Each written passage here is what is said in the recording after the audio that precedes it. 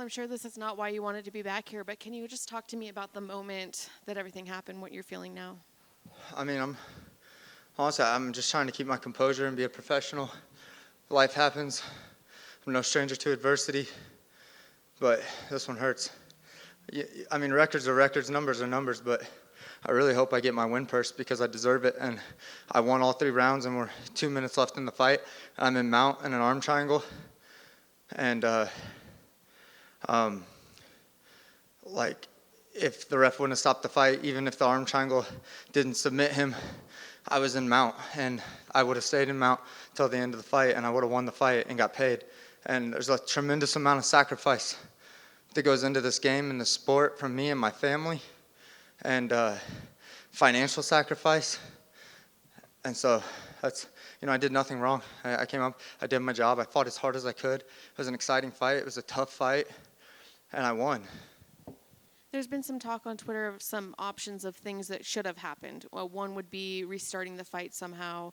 One would be going to the scorecards. What do you think should happen in a situation like this where it's clear the referee made a mistake? Well, there was only 2 minutes left in the fight. You can't restart the fight because that's not fair unless you're going to start me back in the exact same position. But still, it's not the same because now he's had rest and he was drowning. So, all respect to Nick, but he was slowing down and it sounded like he was snoring to me. It sounded like he was snoring to the ref.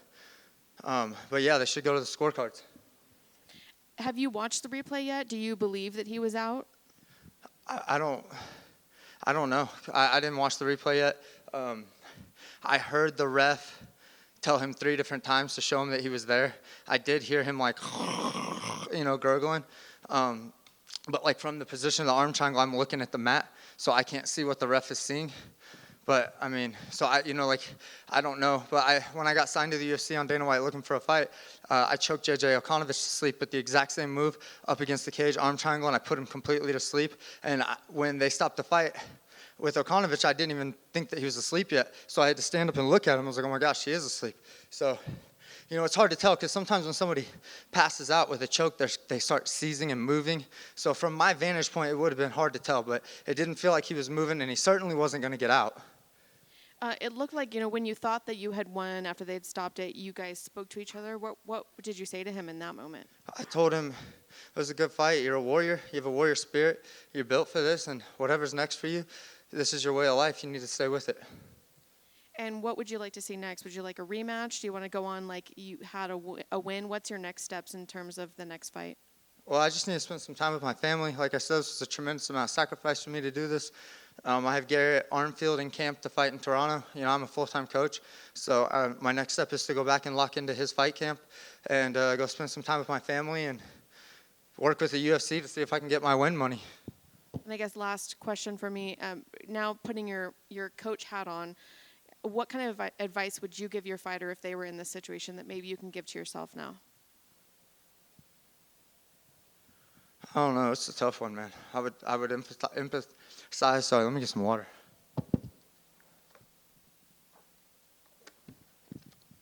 I think I would genuinely empathize with them, especially with this kind of money on the line. But my team is no stranger to adversity. I just got back from Abu Dhabi with Mike Breeden, where we had a sensational comeback win, knockout, stole the crowd, and he didn't get re-signed. And then we just got some other things going on with one of the guys in the team that just seems a little unfair too. And now this. But this is, we're desert children. We're built for this. We're born through adversity, and nothing will stop us. Congrats on the performance. I just want to real quick circle back to like the work you put in. You're really controlled. You got your takedowns in. Let's talk about that a little bit because you definitely put in that camp.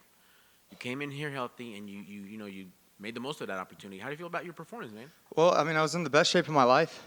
And honestly, that was a tougher fight than I thought it was going to be, especially in the second round. We got in a little bit of a dogfight and some good exchanges.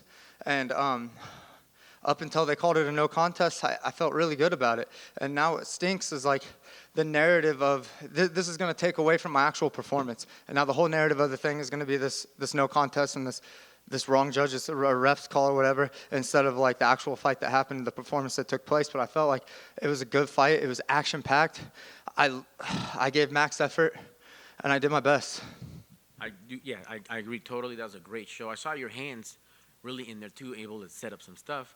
And I want to thank you for the way you handled it. I know the emotions are high. I'm sure this is not the best day, but it's a great way for other fighters to say, you know what, regardless of what's going on up in here, I'm going to act like a pro.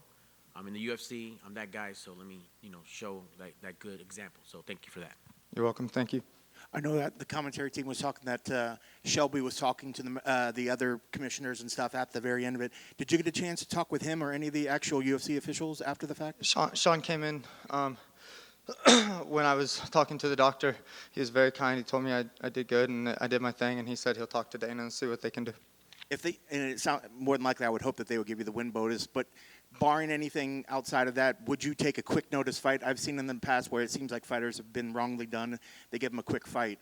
I know you're busy with the coaching thing, but if their option is to give you a quick fight, would you take that? Well, when I took a short notice fight for San Antonio to fight Manuel Torres. I made weight, and he went to the hospital during the weight cut. So I made weight, and I got off the scale, and they did that for me. They turned me in 2 weeks to UFC 287, and I fought on that card, and I really appreciated that. But this is different because I was just in a freaking dogfight.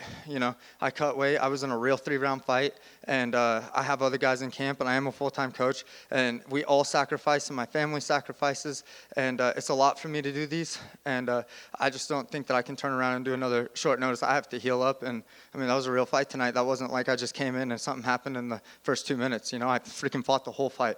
So, no, I need to rest, recover, and lock into Garrett Armfield's fight for Toronto. And I know the ending wasn't what you wanted, but looking back at the overall fight itself, are there moments of the fight that you can leave today happy on what occurred out there?